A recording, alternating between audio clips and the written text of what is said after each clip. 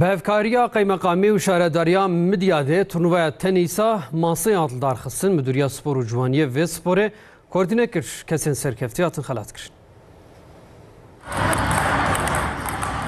Li Midyada Mêrdînê ji bo ciwanan bernameyên sporî yên cuda tê li darxistin. Li navçeyê bi hevkariya Kaymakamî û Şaredariyê turnuvaya tenîsa maseyê tê organîze kirin.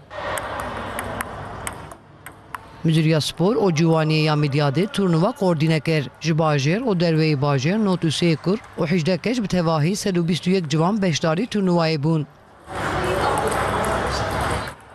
Şaredariya Midyadê û Geşik Spora Midyadê hevdûran vê turnuvayê çêdikin. Not û sê kuruk 18 keçik başvurî vê turnuvayê kirine. Xweş derbas dibe ev turnuva ji ber ciwana ji ber vayê mezin gelekî xweş e. Em dixwazin hêviya me ji ber ev turnuvayê weke mastenîsê badminton fark nake ê ji ber spor ji ber zaroka ji ber ciwana ev turnuva dewam bikin. Armanca vê bernameyê ev ku biratî û bi hevrebûna ciwanan xurttir bibe. Zav xoşa em çen vê de tenis turnuva me hebû masa tenîsê. Em rekîbê xwe re em çîk bûn em melîst. Ya kızınç kirin hatin ya kızınç nekirin hatin. Masa tenisi dizim, zuva dizim ve kefam jîrete.